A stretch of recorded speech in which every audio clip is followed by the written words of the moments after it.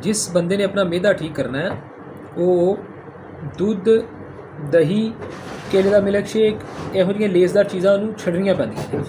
ਜਦੋਂ ਮੈਦਾ ਬੜਾ ਪਾਵਰਫੁਲ ਹੋ ਜਾਏ ਫਿਰ ਵੀ ਇਹ ਚੀਜ਼ਾਂ ਖਾਣ ਨਾਲ ਅਗਰ ਉਹਨੂੰ ਗੈਸ ਹੋਏ ਤੇ ਉਹਨੂੰ ਚਾਹੀਦਾ ਹੈ ਕਿ ਇਹ ਚੀਜ਼ਾਂ ਦਾ ਇਸਤੇਮਾਲ ਨਾ ਕਰੇ ਤੇ ਜਾਂ ਸੋਚ ਸਮਝ ਕੇ ਕਦੀ ਕਿਤੇ ਟੇਸਟ ਕਰ ਲੇ ਵਰਨਾ ਨਹੀਂ।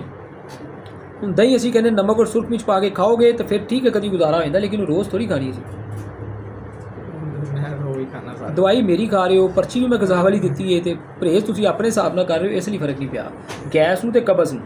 ਜਦੋਂ ਕਿ ਬਾਕੀ ਤੁਹਾਡੀਆਂ ਬਹੁਤ ਸਾਰੀਆਂ ਚੀਜ਼ਾਂ ਠੀਕ ਨੇ, ਥਕਾਵਟ ਠੀਕ ਹੈ, ਗੁੱਸਾ ਠੀਕ ਹੈ, ਭੁੱਖ ਠੀਕ ਹੈ, ਨੀਂਦ ਠੀਕ ਹੈ, ਲੇਕਿਨ ਗੈਸ ਦੇਖੋ ਨਾ ਹੁਣ ਤੁਸੀਂ ਸਾਰੇ ਤੰਦਰੁਸਤ ਹੋ ਜਾਓਗੇ ਐਂਡ ਤੁਸੀਂ 6 ਮਹੀਨੇ ਬਾਅਦ ਵੀ ਆਇਆ ਕਹਿਣਾ ਕਿ ਗੈਸ ਜਾਨ ਛੱਡਦੀ ਨਹੀਂ ਪਈ, ਕਿਹੜਾ ਇਲਾਜ ਕੀਤਾ ਯਾਰ? ਇਲਾਜ ਤਾਂ ਹੋ ਗਿਆ, ਬਿਮਾਰੀਆਂ ਤਾਂ ਮੁੱਕ ਗਈਆਂ, ਲੇਕਿਨ ਜਿਹੜੀ ਸਾਨੂੰ ਗੈਸ ਕਬਜ਼ ਜ਼ਾਬਿਤ ਹੋ ਰਹੀ ਉਹ ਸਾਡੇ ਖਾਣ ਪੀਣ ਦੀ ਗਲਤੀ ਤੋਂ ਰੋਜ਼ ਹੋ ਰਹੀ ਨਾ।